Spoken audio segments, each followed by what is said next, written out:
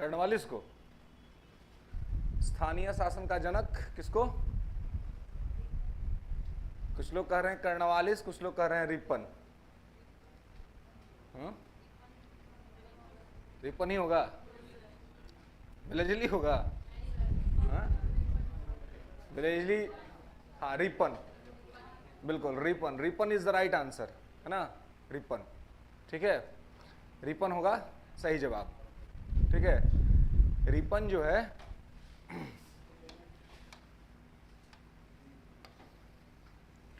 Ripon, है ना, Ripon को शहरी स्थानीय स्वशासन का जनक माना जाता है। रिपन का भारत में समय कब से कब तक था जी? रिपन भारत में एज अ वायसराय, वायसराय ही था ना, हाँ वायसराय था, as a viceroy of India कब से कब तक था?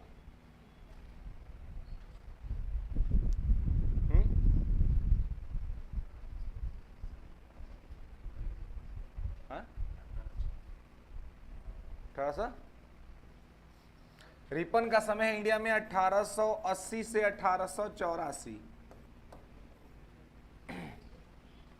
ठीक है, 1880 से 1884 यह जो टाइमिंग है वो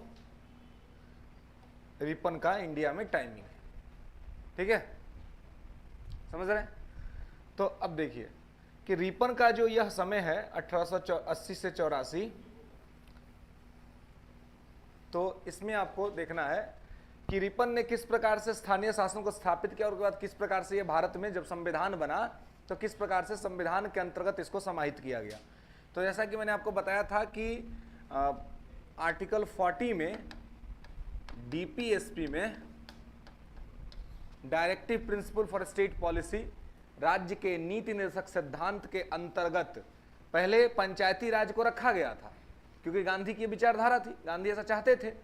लेकिन गांधी के इस आइडियोलॉजी को जो डीपीएसपी में रखा गया तो ये कंपल्सिव काइंड का नहीं था, है ना, मतलब कि लागू होने वाला नहीं था। राज्य को मन करे तो राज्य लागू करे, राज्य को नहीं मन करे तो राज्य नहीं लागू करे, ऐसा स्थिति था।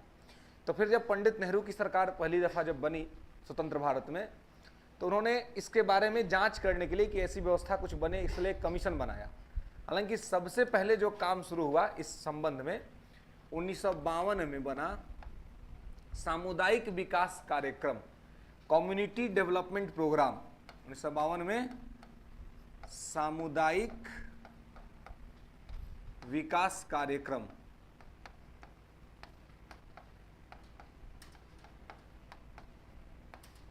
ठीक है, CDP, community development programme. Community development programme जो है 1952 में किसने शुरू किया था? पंडित जवाहरलाल नेहरू ने। ठीक है, और कम्युनिटी डेवलपमेंट प्रोग्राम जो है ये जो शुरू किया गया, इसका ऑब्जेक्टिव क्या था? इसका ऑब्जेक्टिव था कि गांव का विकास कैसे किया जाए, है ना, गांव के विकास के लिए, गांव के विकास को ध्यान में रखते हुए यह सब चीज जो है सो किया गया। ठीक है, सामुदायिक विकास कार्यक्रम, कम्युनिटी डेवलपमेंट प्रोग्राम। ओके, इसके बाद आप देखिए 1953 में नेहरू जी ने एक और योजना शुरू किया, उसका नाम था राष्ट्रीय विस्तार सेवा। राष्ट्रीय विस्तार सेवा, नेशनल एक्सटेंशन सर्विस, राष्ट्रीय विस्तार सेवा।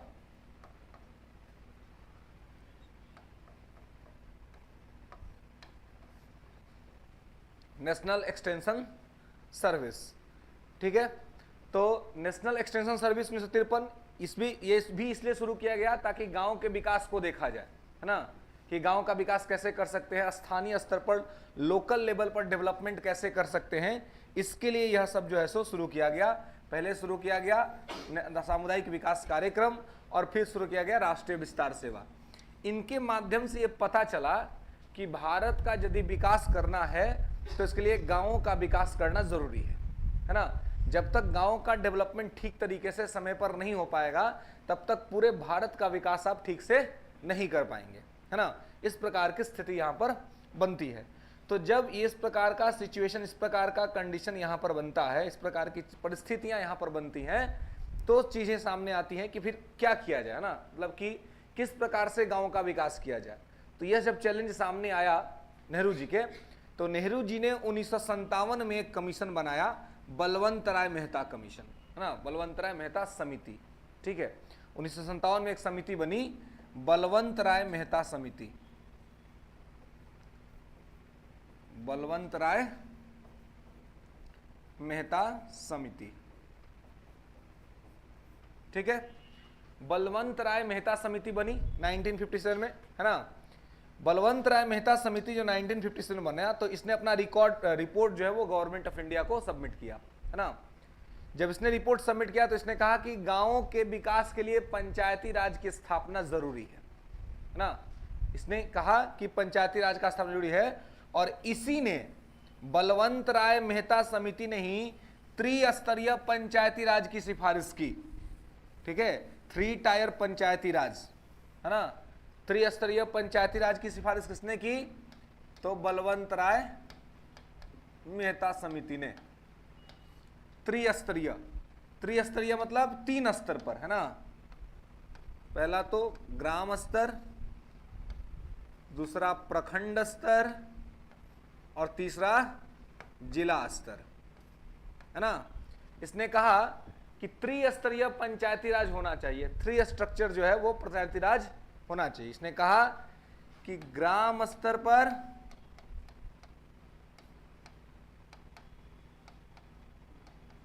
ग्राम पंचायत, ठीक है, प्रखंड स्तर पर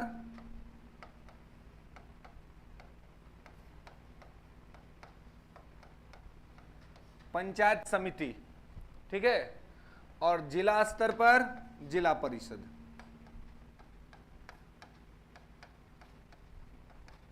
बहुत बार आपके एग्जाम में पूछा गया है कि त्रिस्तरीय पंचायती राज की सिफारिश किसने की थी? तो बलवंत राय मेहता समिति ने। ठीक है, और ये बलवंत राय ही इसके क्या थे? अध्यक्ष थे इस कमीशन के। ठीक है, इस कमीशन के अध्यक्ष थे बलवंत राय मेहता। तो बलवंत राय मेहता ने त्रिस्तरीय पंचायती राज की सिफारिश की थी। ठीक है, कोई दिक्कत? वो नगर निगम वाला बात है, ठीक है ना। फिलहाल अभी पंचायत की बात कर रहे हैं। ठीक है, नगर पंचायत, नगर निगम, नगर पालिका, ये शहरी स्थानीय शासन है। ठीक है, सबसे छोटा जो होता है वो नगर पंचायत होता है, उसके बाद नगर पालिका होती है, और उसके बाद नगर निगम होता है। वो उसका 3 पार्ट है। ठीक है, तो क्या बलवंत राय मेहता समिति में 3 लोग थे, अध्यक्ष यही थे। ठीक है, इसलिए इनके नाम से जाना जाता है। अब देखिए कि ये इन्होंने सिफारिश कर दी, तो ये सिफारिश कर दी, और वर्तमान में देखिए यही सिफारिश चलता है, वर्तमान में यही चलता है। ग्राम स्तर पर ग्राम पंचायत, प्रखंड स्तर पर पंचायत समिति, प्रखंड बोले तो ब्लॉक, और जिला स्तर पर जिला परिषद। ऐसे ही चुनाव होता है अभी पंचायतों में। तो ये सिफारिश जो है वो किसने दे दिया? तो सिफारिश बलवंत राय मेहता समिति ने गवर्नमेंट ऑफ इंडिया को ये सिफारिश रिकमेंड कर दिया कि इस तरह की सिचुएशंस हैं, इसको आपको जो है सो समझना है। ठीक है, अब देखिए कि जब ये रिकमेंडेशंस यहां पर दे दिए गए, है ना, तो उस समय सरकार ने इसको देखा, और लेकिन अभी भी क्या था? डीपीएसपी का पार्ट था, तो जिसको मन वो लागू किया, जिसको मन नहीं लागू किया। तो पहली बार जो पंचायती राज लागू हुआ वो कब लागू हुआ? 2 अक्टूबर 1959 को। कहां पर?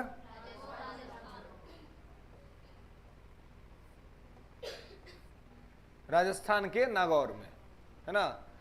राजस्थान के नागौर में जो है ये लागू किया गया।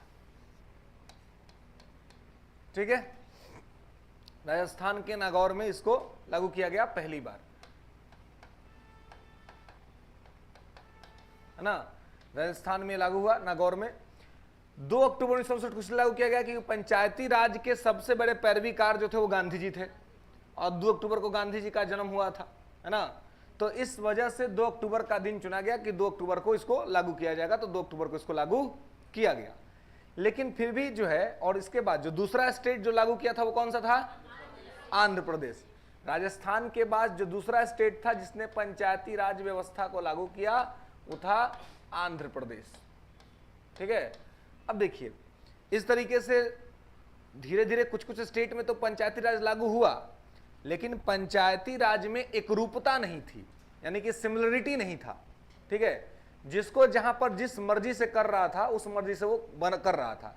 कारण ये था कि संविधान में पंचायती राज को कंपलसरी स्टेटस में नहीं रखा गया था। 40 में था, डीपीएसपी में मन करे तो लागू करिए, नहीं मन करे तो मत लागू करिए। तो कुछ राज्य लागू करते थे और कुछ राज्य लागू नहीं करते थे। इस प्रकार की समस्या जो है वो चल रही थी। ओके, क्लियर है, समझ रहे हैं, है ना। तो यहां पर इस प्रकार से है हुई। उसके बाद सरकार ने यह प्रयास करना शुरू किया कि अच्छा किसी प्रकार से पंचायती राज को संवैधानिक दर्जा दिलाया जाए। हालांकि जो कांग्रेस की सरकार उसमें चल रही थी इसी प्रकार से काम खींच रही थी, कुछ विशेष काम हुआ नहीं इस मामले में। लेकिन आगे जब पहली बार भारत में गैर कांग्रेसी सरकार बनी केंद्र में, तो केंद्र में पहली बार गैर कांग्रेसी सरकार कब बनी थी? 77 में, बिल्कुल गुड। 77 में पहली बार गैर कांग्रेसी सरकार बनी, है ना, गैर कांग्रेसी। तो गैर कांग्रेसी सरकार बनी, किस पार्टी की सरकार थी वो? जनता पार्टी की सरकार थी। प्रधानमंत्री कौन बने? मोरारजी देसाई। मोरारजी देसाई प्रधानमंत्री बने। तो उनके समय में फिर एक कमीशन बना, ठीक है, और उस कमीशन का नाम था अशोक मेहता कमीशन या अशोक मेहता समिति। एक समिति बनी, उसका नाम था अशोक मेहता समिति।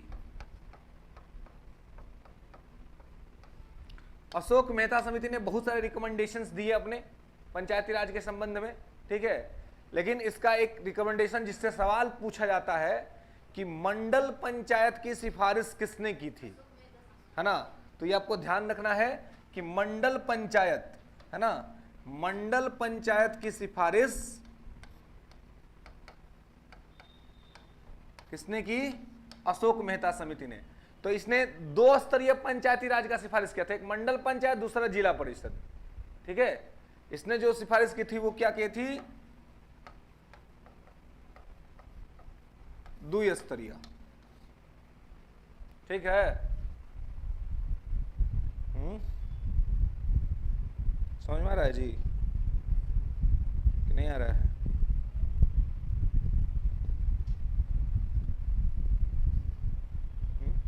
चलिए उधर देख रहे हैं, आए टीचर लोग का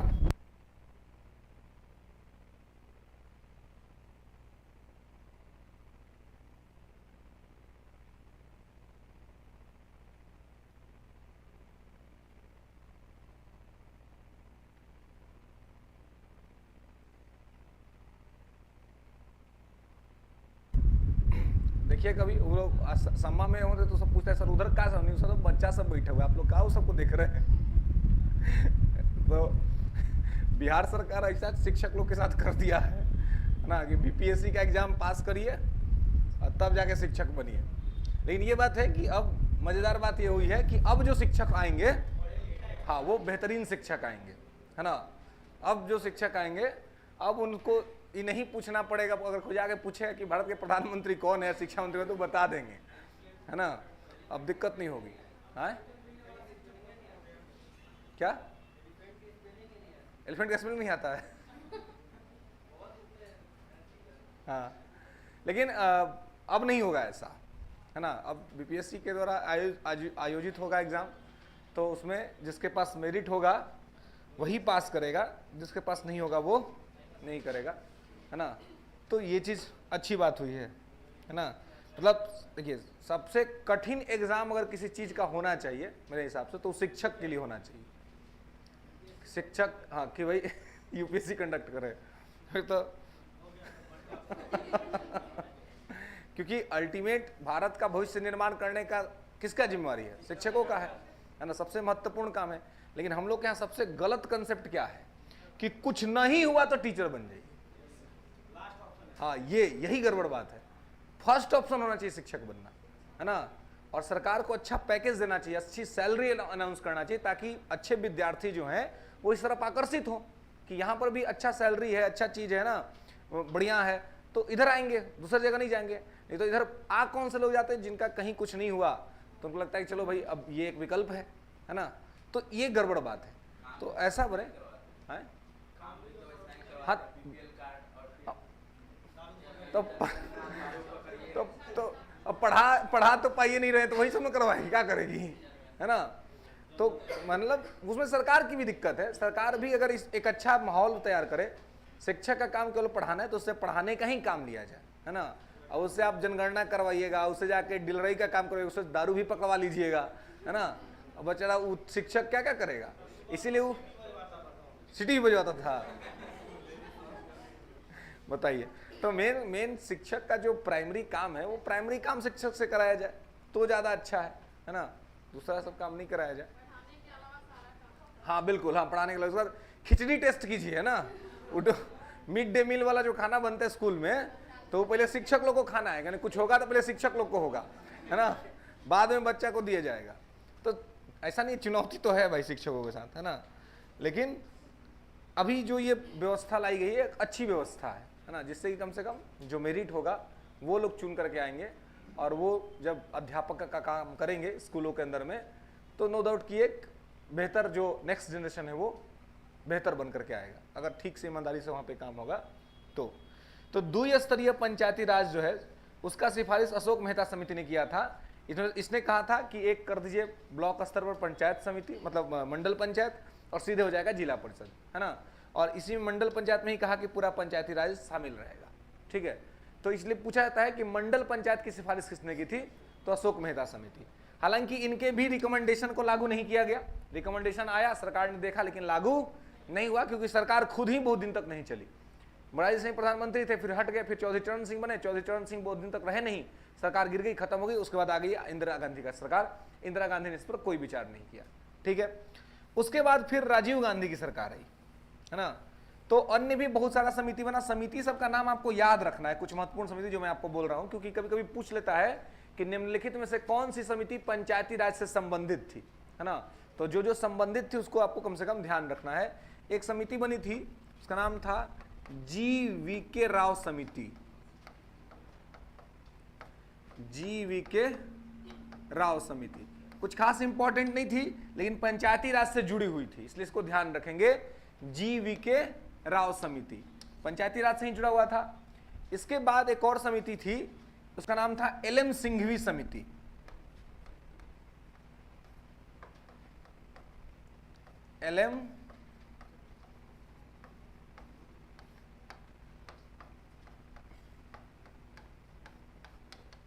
LM सिंघवी समिति, ठीक है, LM सिंघवी समिति, है ना। तो इस प्रकार से ये सारे कमीशन थे, ठीक है। अशोक मेहता समिति, GVK राव समिति, LM सिंघवी समिति, ठीक है। अब LM सिंघवी समिति जो थी, इसको आप देखिए, तो LM सिंघवी समिति ने कहा कि पंचायती राज को संवैधानिक दर्जा दीजिए, है ना।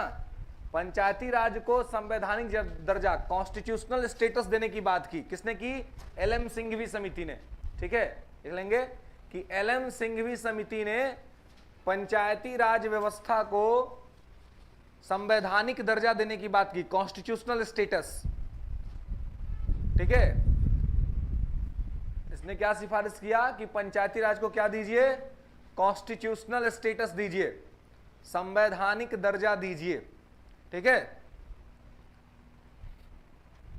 LM सिंघवी समिति को संवैधानिक दर्जा देने की सिफारिश किसने की थी?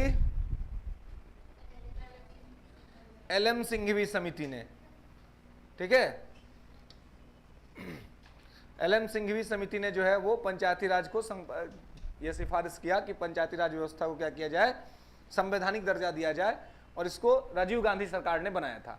GVK राव भी राजीव गांधी सरकार ने बनाया था, और LM सिंघवी समिति भी राजीव गांधी सरकार ने ही बनाया था। जब इसने कहा कि पंचायती राज व्यवस्था को संवैधानिक दर्जा दीजिए, इसका मतलब ये था कि संवैधानिक रूप से इसको बाध्यकारी बनाइए, क्योंकि आर्टिकल 40 में होने के वजह से बाध्यकारी नहीं था, कंपलसरी नहीं था। तो इसलिए इसने कहा कि भाई पहले इसको कंपलसरी बनाइए, इसको पहले बाध्यकारी बनाइए, इंफोर्सेबल बनाइए, ठीक है। तो LM सिंघवी समिति के कहने पर राजीव गांधी सरकार ने पहली बार प्रयास किया कि पंचायती राज व्यवस्था और शहरी शासन को संवैधानिक दर्जा दिया जाए। तो ये पूछा जाता है कि पहला बार प्रयास कब किया गया था, किस विधेयक के माध्यम से?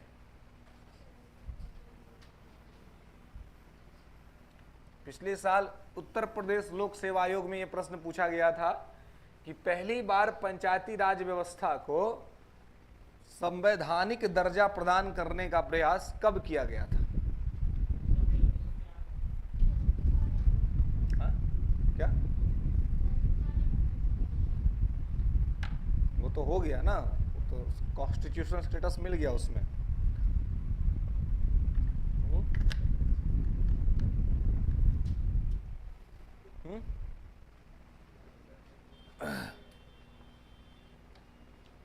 बोलिए।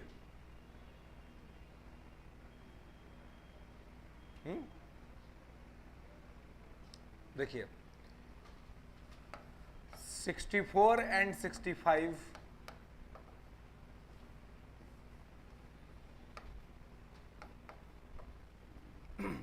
64 constitutional amendment bill and 65 constitutional amendment bill, 64वां 65वां संविधान संशोधन विधेयक 1987।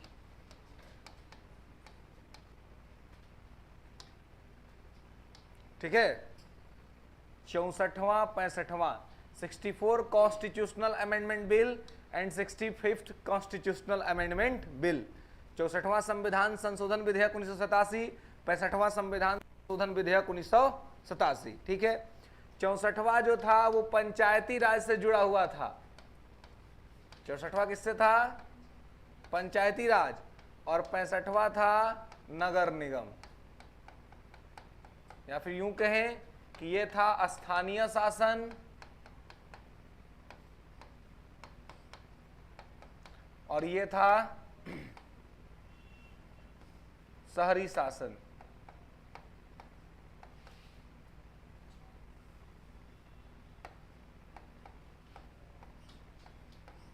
ठीक है, तो समझ में आ रहा है ना? नहीं समझ में आया तो बोलना है। चलिए अब देखिए ये मामला क्या है। 73वां 74वां तो हो गया था ना, तो 73वां 74वां तो बहुत बार पूछ लिया है। तो इस बार पूछ लिया था यूपीपी से 64वां 65वां, लोग को मालूम ही नहीं था, सब अलग अलग लगा के आ गया था, है ना। मतलब 73वां 74वां में तो मिल गया संवैधानिक दर्जा। उससे पहले राजीव गांधी की सरकार ने प्रयास किया था कि पंचायती राज व्यवस्था को संवैधानिक दर्जा दे दिया जाए, लेकिन यह संविधान संशोधन विधेयक पास ही नहीं हो पाया। इसलिए सवाल आपसे पूछा सकता है कि पहला बार पंचायती राज व्यवस्था को संवैधानिक दर्जा दिलाने का प्रयास कब किया गया? तो 1987 में। कौन से विधेयक से? 64वां संविधान संशोधन विधेयक से। लेकिन यह विधेयक कानून नहीं बन पाया क्योंकि संसद से पास नहीं हुआ, है ना। संसद ने इसको पास ही नहीं किया, पार्लियामेंट से ये पास ही नहीं हो पाया। इस वजह से ये नहीं हो, मतलब दर्जा नहीं दिला पाया, क्योंकि उस समय जो राज्यों की सरकारें थी वो इसको पास नहीं होने देना चाहती थी, क्योंकि राज्यों की सरकारों को यह लग रहा था कि अगर ये पास हो जाएगा, अगर यह व्यवस्था, ये चीज अगर पास हो जाता है तो इससे क्या होगा? अगर ये पास हो जाता है तो इससे क्या होगा? इससे राज्यों की शक्ति कम हो जाएगी, क्योंकि एक और सरकार राज्य में आ जाएगी निचले स्तर पर। इसलिए राज्य जो थे वो चाहते नहीं थे कि ये व्यवस्था आए, तो इसलिए ये यहां पर असफल हो गया। लेकिन लगातार ये डिमांड हो रहा था, कमीशन ये कह रहे थे कि पंचायती राज व्यवस्था को संवैधानिक दर्जा दिया जाए। ठीक है, फिर राजीव गांधी की सरकार चली गई, लेकिन ये कानून नहीं बन पाया।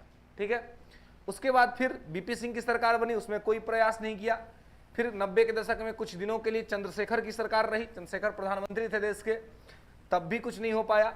उसके बाद फिर 1991 में एक सरकार बनी, कांग्रेस समर्थित सरकार थी, पीवी नरसिम्हा राव देश के प्रधानमंत्री थे। ठीक है, तो पीवी नरसिम्हा राव जब देश के प्रधानमंत्री थे 1991 में, तो उन्होंने क्या किया कि सभी राज्यों के मुख्यमंत्री की एक मीटिंग बुलाई दिल्ली में, और राज्यों के मुख्यमंत्रियों से कहा कि देखिए पंचायती राज व्यवस्था आने से आपके अधिकारों में कोई कटौती नहीं होगी, आपका जो अधिकार है वो बना रहेगा।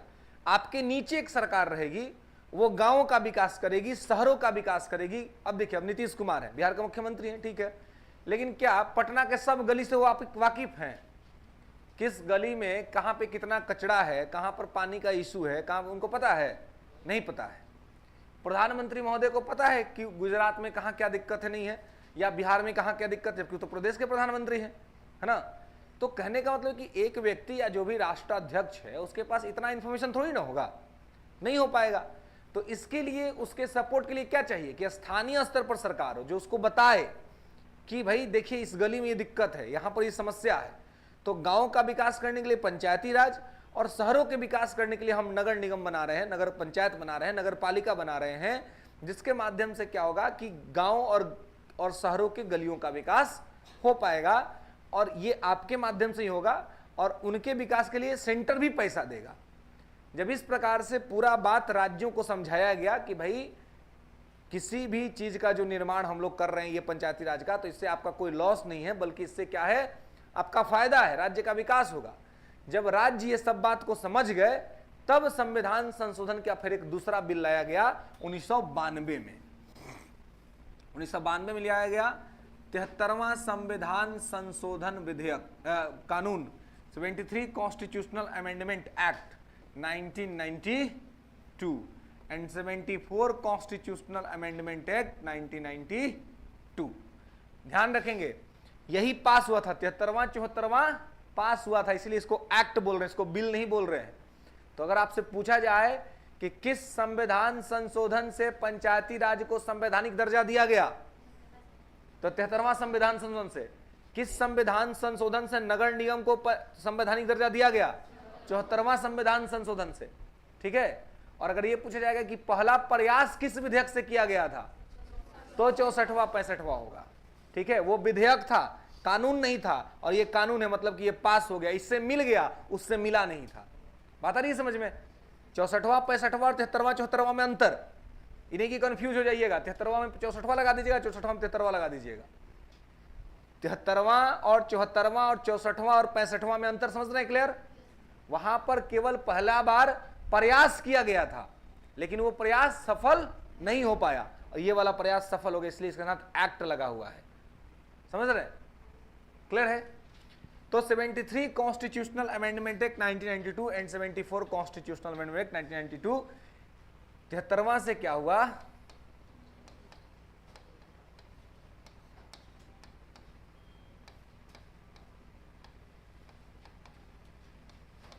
पंचायती राज व्यवस्था को कॉन्स्टिट्यूशनल स्टेटस मिल गया। ठीक है। और 74वां से क्या हुआ?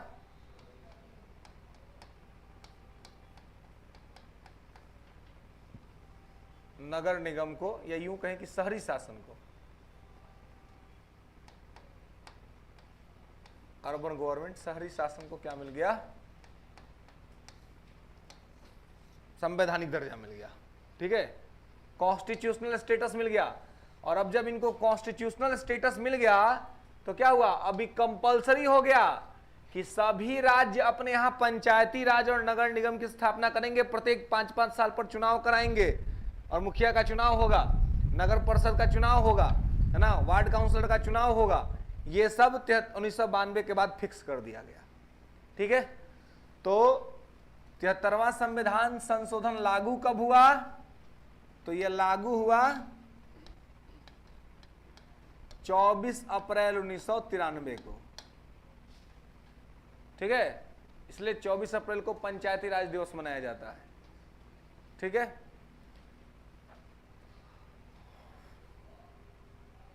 और पंचायती राज कब लागू हुआ? ये नगर निगम कब लागू हुआ? हाँ, 1 जून 1993।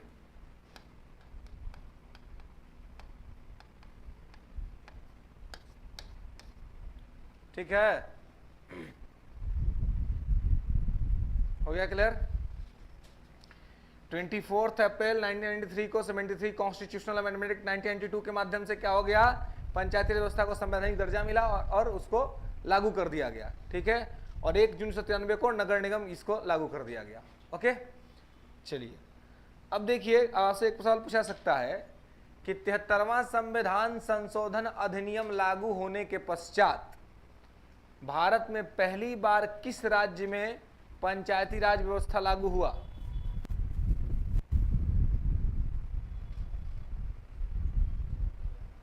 हाँ,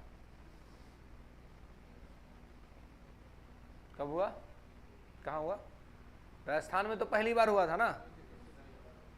यहां पे पूछा जा रहा है कि 73वां संविधान संशोधन के बाद पहली बार पंचायती राज कहां लागू किया गया? तो कहां लागू किया गया? Madhya Pradesh. Good, absolutely right, Madhya Pradesh, MP. Madhya Pradesh में 73वां संविधान संशोधन अधिनियम 1992 के पास होने के बाद जो है सबसे पहली बार जो कहीं पंचायती राज व्यवस्था लागू किया गया, तो वो कहां लागू किया गया? मध्य प्रदेश में लागू किया गया, एमपी में लागू किया गया। ओके, ठीक है, कोई दिक्कत? चलिए अब देखिए कि 73वां संविधान संशोधन से संविधान में क्या क्या जुड़ा। यहां से आपको सवाल बन जाता है ना, बहुत बार बना है। और पंचायती राज जो है ना, हर एग्जामिनेशन का फेवरेट टॉपिक है। एसएससी से लेकर के आईएएस तक हर मतलब पीटी में को सवाल रहता ही रहता है। पंचायती राज से कोई ना कोई सवाल आपको दिख जाएगा, बस लेवल में अंतर होगा लेकिन दिखेगा जरूर, होता जरूर है ना, हमेशा रहता है, हर साल रहता है। इसलिए इसके फैक्ट्स को आपको ध्यान रखना है। 73 कॉन्स्टिट्यूशनल अमेंडमेंट एक्ट से क्या क्या जुड़ा? तो मुख्यतः तीन चीजें जुड़ी जो आपको एकदम कंठाग्र रखना, एकदम जुबान पर याद होना चाहिए। क्या क्या? तो पहला तो जुड़ा 11वीं अनुसूची, यानी कि 11th शेड्यूल।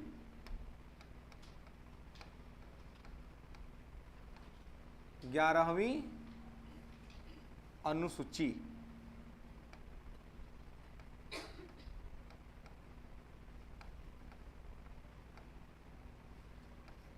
ठीक है, 11वीं अनुसूची, 11th शेड्यूल, ठीक है। उसके बाद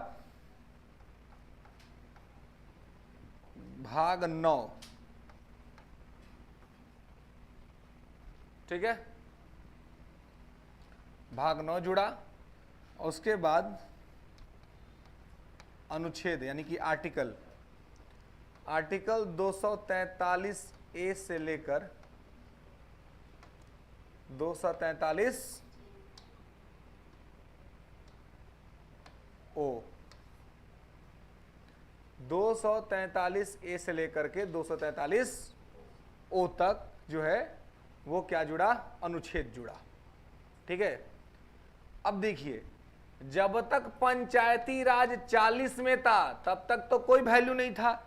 राज्य को मन करे तो राज्य लागू कर ले, राज्य को मन नहीं करे तो राज्य लागू नहीं करे। लेकिन जैसे ही 40 से उठा करके ही आ गया 243 में, तो इसका क्या हो गया? प्लेस चेंज हो गया, आइडेंटिटी चेंज हो गई। तो जब प्लेस चेंज हो गया तो रूल रेगुलेशन भी बदल गया। अब यहां पे क्या हो गया? कंपलसरी हो गया। तो 1993 से लगभग सभी राज्यों में प्रत्येक 5 साल पर पंचायतों का चुनाव हो रहा है, ठीक है। पहले क्या होता था कि एक बार कभी चुनाव हो गया, फिर कब होगा कोई पता नहीं रहता था, है ना। इसी वजह से आप लोग सुनते होंगे गांव में कोई 20 साल से मुखिया, कोई 25 साल से मुखिया लगातार, है ना, होता है ना जी। कोई के बारे में ऐसा कहा जाता है कि तो बहुत दिन से मुखिया है ना। तो बहुत दिन से मुखिया हैं, पहले लगता था कि बहुत लोकप्रिय होंगे, लेकिन मामला गड़बड़ था, चुनाव नहीं होता था। तो एक बार चुनाव हो गया, एक बार चुन लिए गए, फिर बाद में कभी चुनाव होता था। तो इस वजह से लंबे समय तक लोग मुखिया रह जाते थे, ठीक है। तो 11वीं अनुसूची, भाग 9 और अनुच्छेद 243 ए से 243 ओ तक, ये सब किसमें जुड़ा है? पंचायती राज व्यवस्था के लिए जुड़ा है, ओके। अब देखिए, जो 11वीं अनुसूची है इसमें 29 विषय है,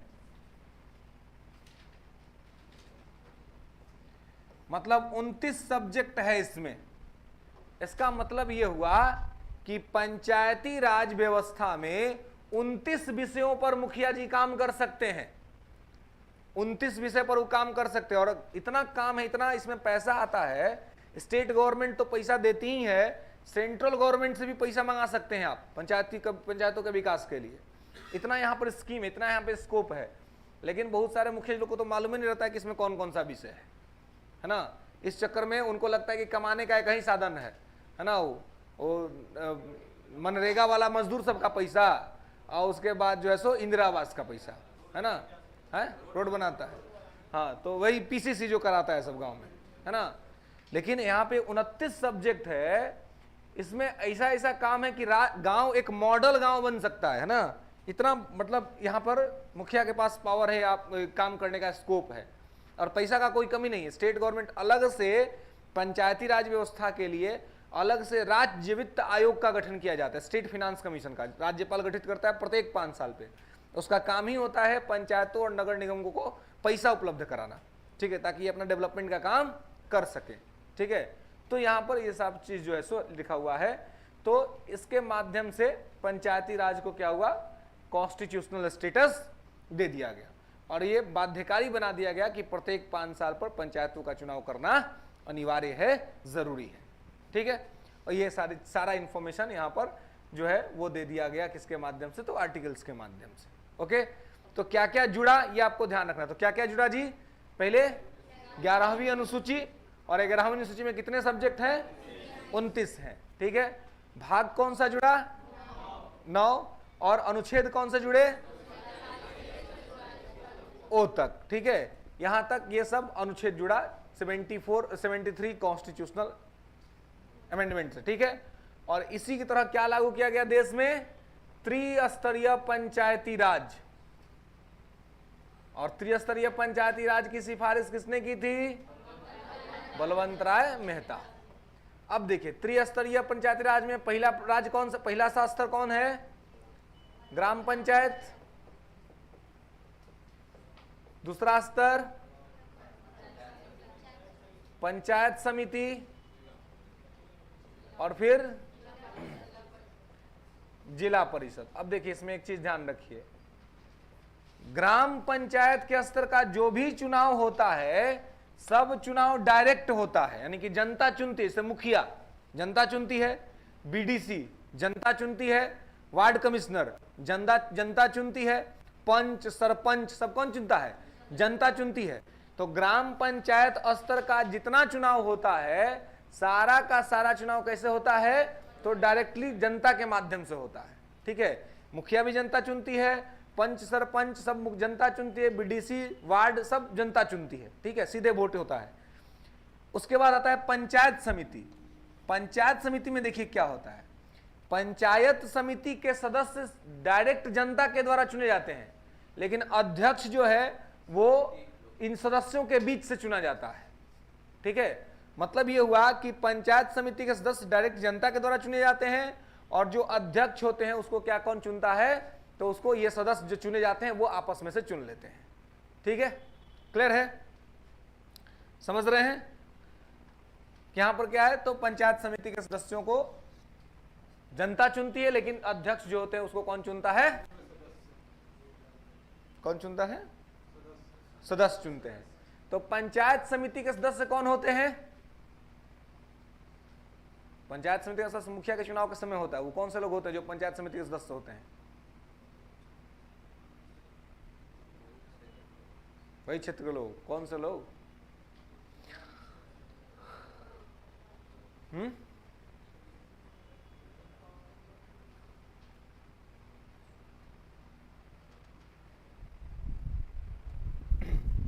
मुखिया के चुनाव में गांव जाते हैं आप लोग, वोट वोट करते हैं, वोट नहीं करते हैं, क्या है, वोटर लिस्ट में नाम नहीं है,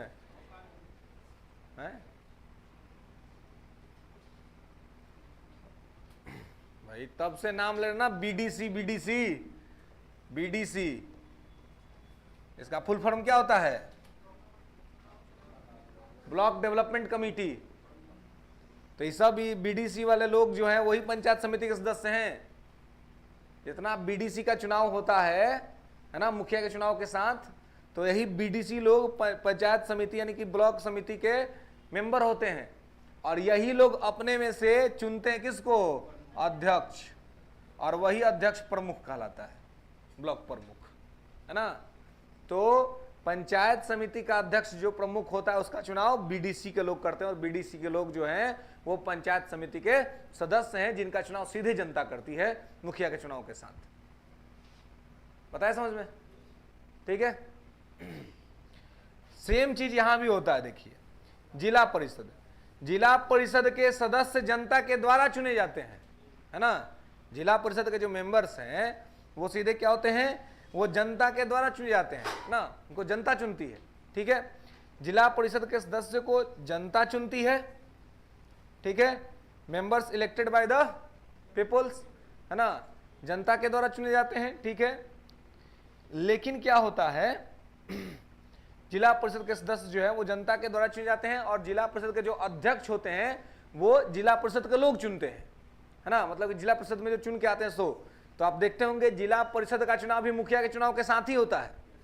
तो जिला परिषद के मेंबर लोग को जनता चुनती है, लेकिन फिर जिला परिषद का अध्यक्ष कौन होगा ये जिला परिषद में चुने गए लोग सिलेक्ट करते हैं, वो लोग वोट करते हैं। इसका मतलब ये हुआ कि यहां पर ग्राम पंचायत स्तर पर सारा चुनाव जो है वो कैसे होता है, तो सारा डायरेक्ट होता है, जनता चुनती है। लेकिन इन दो स्तर पर सदस्य जो है वो जनता के द्वारा चुने जाते हैं, लेकिन अध्यक्ष अप्रत्यक्ष रूप से चुना जाता है। बताइए समझ में। तो और ये पूरा का पूरा रिकमेंडेशन किसका था, बलवंत राय मेहता समिति का था, और एज वेल एज इसको एक्सेप्ट कर लिया गया, ठीक है। और ये ऐसा ही चलता है, ओके। अब यहां पर एक बात होती है ग्राम सभा की, है ना, ग्राम सभा की, कि भाई ग्राम सभा होगी और ग्राम सभा वोट करेगी।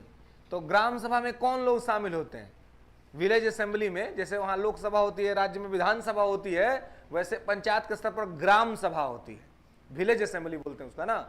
तो ग्राम सभा में कौन से लोग होंगे, तो ग्राम सभा में गांव के जितने 18+ लोग हैं, यानी कि जिनके पास वोट देने की योग्यता है, वो सारे लोग जो है वो ग्राम सभा के मेंबर हैं, ठीक है। और उनके माध्यम से मुखिया का चुनाव किया जाएगा। क्लियर है। ग्राम सभा समझ रहे हैं। ग्राम सभा में कौन से लोग होंगे, 18+ सभी लोग, है ना। जितने लोग को मुखिया चुनने की क्वालिटी है या वोट देने की क्वालिटी है गांव के स्तर पे, वो सारे लोग ग्राम सभा के सदस्य होंगे, ठीक है। कोई दिक्कत है? हाँ, सब वार्ड, तो वार्ड को भी तो जनता ही चुनती है, वहीं पर सब वार्ड सब होता है ना। आजकल नल जल लगाने का जिम्मा उसी सबको मिला हुआ है ना। हाँ, वार्ड मेंबर वाले सबको, ठीक है। तो सबका जो चुनाव होता है वो जनता करती है वहां पर, पंचायत के स्तर पर, चाहे वार्ड हो, पंच हो, सरपंच हो, मुखिया हो, है ना, बीडीसी हो, सबका चुनाव जो है वो कौन करता है, जनता करती है, ठीक है। समझ रहे हैं। कोई दिक्कत?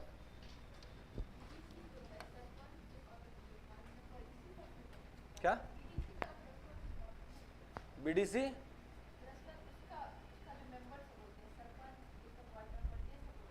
हाँ,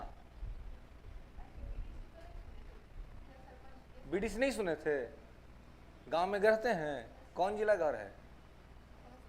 समस्तीपुर। समस्तीपुर में बीडीसी का चुनाव नहीं होता है।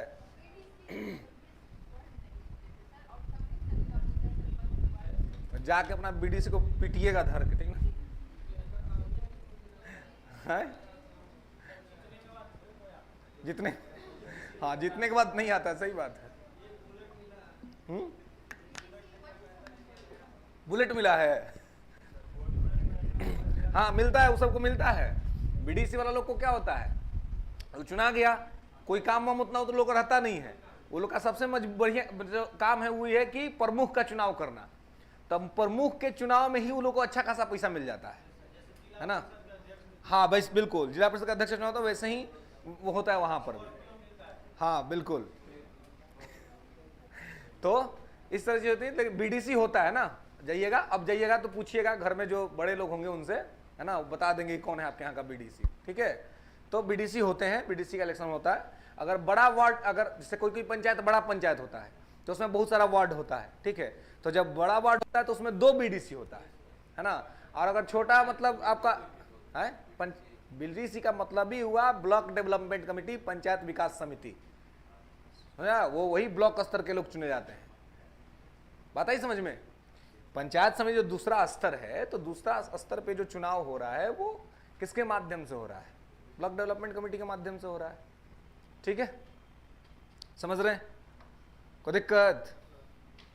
आगे बढ़े, आगे बढ़े। आइए।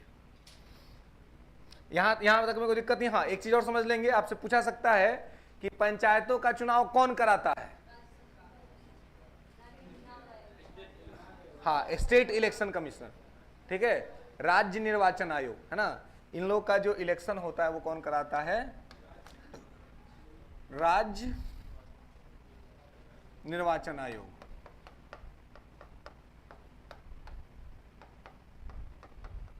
है ना, स्टेट इलेक्शन कमीशन, ठीक है। स्टेट इलेक्शन कमीशन के माध्यम से क्या होता है, तो ये चुनाव यहां पर कराया जाता है। ओके, दिक्कत राज्य, इसीलिए इनका वोटर लिस्ट और विधानसभा लोकसभा चुनाव का वोटर लिस्ट अलग अलग होता है।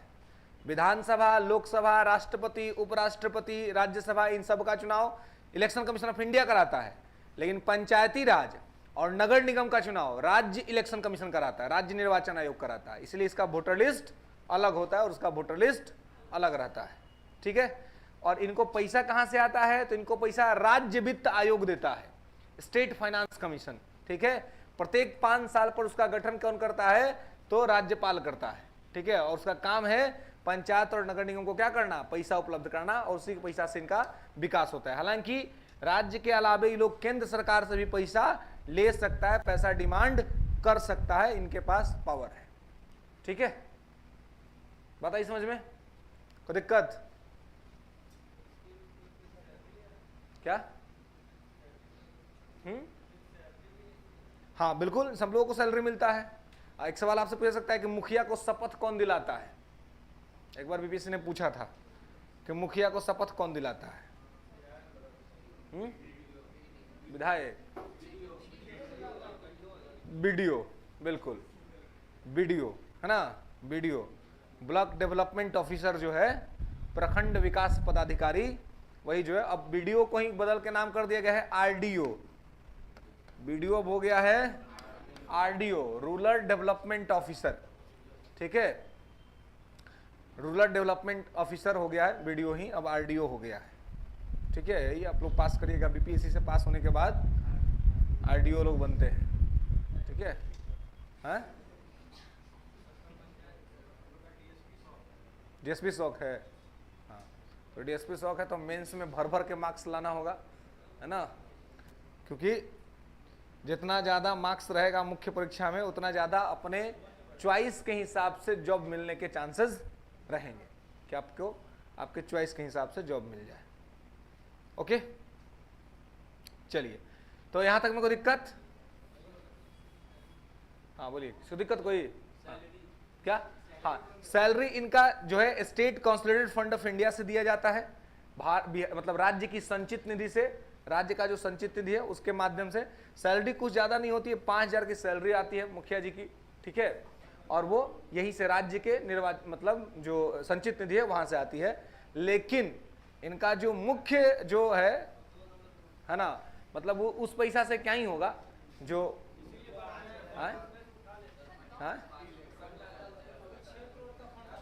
हाँ बिल्कुल, तमाम फंड आते हैं गांव के विकास के लिए, गांव के डेवलपमेंट्स के लिए, तो वहां से इनकम होता है, ठीक है। हाँ हाँ,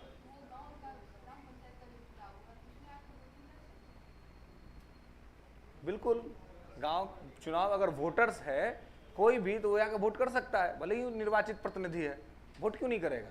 वोट करने का अधिकार उसके पास। अगर वो आता है, कोई प्रधानमंत्री भी चुन लिया गया और उसको मन है कि हम जा करके अपना पंचायत के चुनाव में वोट करेंगे, तो जाकर कर सकता है, उसका अधिकार है वोट करने का अधिकार।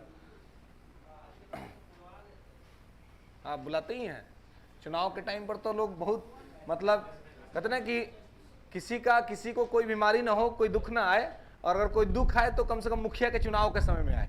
क्योंकि देखिएगा आप, मुखिया के चुनाव के समय सब कैंडिडेट सब अपना अपना गाड़ी रेडी रखता है हेल्प करने के लिए, है ना। और जैसे चुनाव खत्म होता है फिर आप मरते रहिए, कोई पूछने नहीं जाएगा, है ना। हाँ, तो इसलिए वो टाइम पर वहां पर उस समय उस तरह से चीजें होती हैं। खैर, तो यहां पर इस चीज को आपको ध्यान रखना है। आगे देखिए,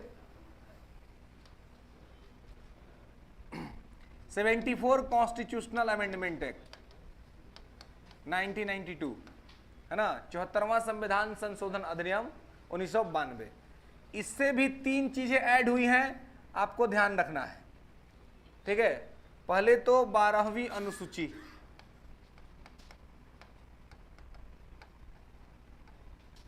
ट्वेल्थ शेड्यूल, ठीक है, 12वीं अनुसूची। उसके बाद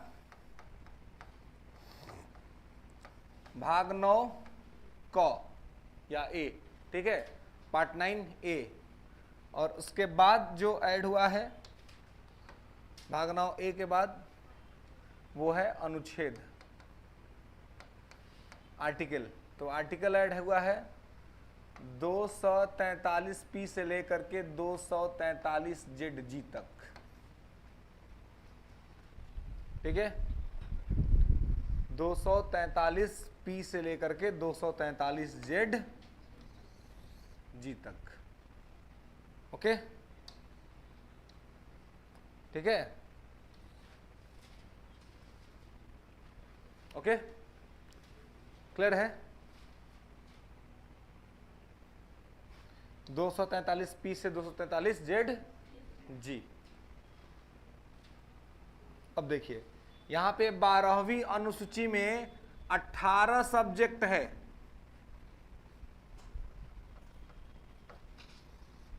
मतलब ये हुआ कि अब नगर निगम के जो लोग हैं, है ना, वो लोग 18 विषय पर काम करके शहरों का विकास कर सकते हैं, ठीक है। शहर के अंदर गली कुची जो है, आप देखते हैं ना, वो जो कूड़ा उठाने वाला जो गाड़ी सब आता है, सब नगर निगम का गाड़ी है ना, या गली को साफ रखना, गलियों में रास्तों को बनवाना, ठीक रखना, सही करना, ठीक है, ये सब नगर निगम का काम है, ठीक है। तो ये सारा चीज जो है वो 74वां संविधान संशोधन से शहरी शासन को स्थानीय सरकार का मतलब कॉन्स्टिट्यूशनल स्टेटस दिया गया है कि प्रत्येक 5 साल पर उनके यहाँ चुनाव होगा और चुनाव के माध्यम से चीजें कराई जाएंगी, ओके। और ये इसमें भी क्या है, तो इसका भी चुनाव कौन कराएगा, राज्य निर्वाचन आयोग। और इनको भी पैसा कहां से आएगा, राज्य का जो वित्त आयोग है उसके माध्यम से, स्टेट फाइनेंस कमीशन से, है ना, राज्य वित्त आयोग, ठीक है, इनके विकास के लिए पैसा देगा, ठीक है। तो कहने का मतलब ये है कि ये सारा काम वैसे ही जैसे पंचायतों में गांव स्तर पर से शहरों में ये होता है, जैसे वहां 3 स्तर है गांव में, ग्राम स्तर पर ग्राम पंचायत, जिला प्रखंड स्तर पर जिला पंचायत समिति, जिला स्तर पर जिला परिषद, वैसे यहां पर भी क्या है, 3 स्तर है। क्या क्या स्तर है, तो देखिए पहला है नगर पंचायत। आप देखेंगे गांव में कि बहुत सारा गांव जो कि पहले पंचायत हुआ करता था, जहां मुखिया का चुनाव होता था, वो नगर पंचायत में बदल गया। अब वहां मुखिया नहीं चुना था, वहां पे वार्ड काउंसलर चुने जाते हैं, है ना। तो नगर पंचायत वहां होता है, जो गांव शहर के रूप में धीरे धीरे बदल गया है उसको बोलते हैं नगर पंचायत, ठीक है। मतलब कि अब गांव गांव नहीं रहा, अब गांव से धीरे धीरे क्या हो गया, शहर के रूप में तब्दील हो रहा है। तो जो गांव धीरे धीरे शहर वाली क्वालिटी लेने लग जाता है उसको नगर पंचायत कहा जाता है, ठीक है। तो यहां पर वार्ड काउंसलर का चुनाव होता है, सीधे तौर पर जनता चुनती है और अपने अपने वार्ड का विकास अपने अपने वार्ड के काउंसलर करते हैं, ठीक है। इसके बाद आता है नगर पंचायत के बाद नगर पालिका,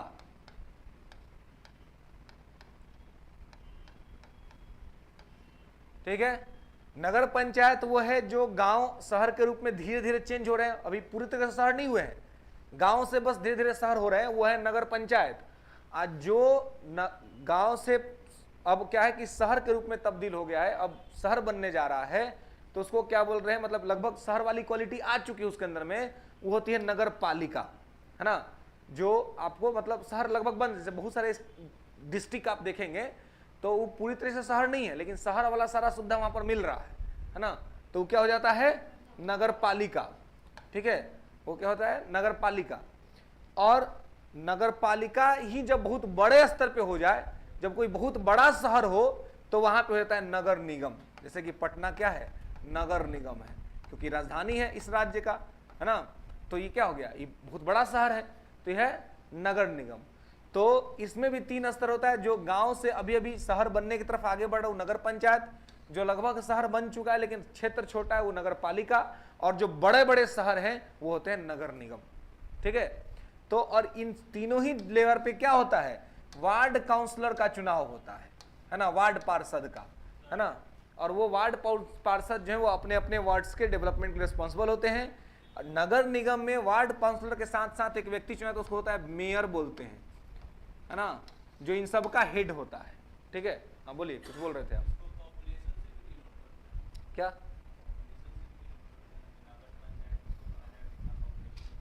बेसिकली पॉपुलेशन यहाँ पे कम सिग्निफिकेंस रखता है, कम महत्व रखता है। यहाँ पे रखता है सुविधा, कि सुविधा कितनी बढ़ गई है, सर्विसेज क्या अलॉट हो रहे हैं। ठीक है, हाँ नगर निगम जो है ये आपको मुख्य तौर पे जनसंख्या से पर डिपेंड करता है। मेट्रोपॉलिटन सिटीज जो होती हैं वो लगभग सारी सिटीज को नगर निगम का दर्जा प्राप्त होता है। ठीक है, क्योंकि बड़े स्तर पे लोग वहाँ रहते हैं, बड़ा सर्विसेज वहाँ पे होता है, तो इसलिए उसको नगर निगम के तौर पर वहाँ पर देखा जाता है। ओके, तो यहाँ पर इस चीज को आपको ध्यान रखना है कि यहाँ पर भी 3 लेयर है, नगर पंचायत, नगर पालिका और नगर निगम। ठीक है, और यहाँ पे जो मेंबर्स हैं वो सीधे तौर पर जनता के द्वारा चुने जाते हैं। अब अध्यक्ष भी जनता के द्वारा चुने जाने लगे हैं। इस बार का जो मेयर का चुनाव हुआ था, पहले नहीं होता था, पहले क्या होता था कि जो वार्ड काउंसलर अपने में से मेयर चुनते थे। इस बार मेयर का चुनाव भी सीधे जनता के बीच से हुआ, अभी कुछ दिन पहले बिहार में हुआ है ना। तो ये सब चीज जो है वो यहाँ पे है। ठीक है, और इनके पास इन 18 सब्जेक्ट पर काम करने का अधिकार है। ओके, क्लियर है, कोई दिक्कत यहां तक में? तो इस प्रकार से ये सारा चीज यहाँ पर ऐड हुआ है आपको म्युनिसिपल कॉर्पोरेशन के अंतर्गत, यानी कि शहरी शासन के अंतर्गत ये सब चीज संविधान में ऐड हुआ है, और पंचायती राज के अंतर्गत वो सब चीज जो पीछे देखे थे हम लोग उसमें ऐड हुआ है। ओके, यहाँ तक में कोई दिक्कत, कोई समस्या? ये सब चीज को याद रखेंगे। ये सब चीज ये सीधे तौर पे एग्जाम में पूछा गया, बीपीएससी में बहुत बार पूछा गया है। ठीक है, और ये आगे भी पूछा जा सकता है, इसलिए इसको एकदम कंठाक रखना है, याद रखना है। ठीक है, यहाँ तक में कोई दिक्कत नहीं है। चलिए आज के लिए बस इतना ही, फिर मिलते हैं नेक्स्ट क्लास में।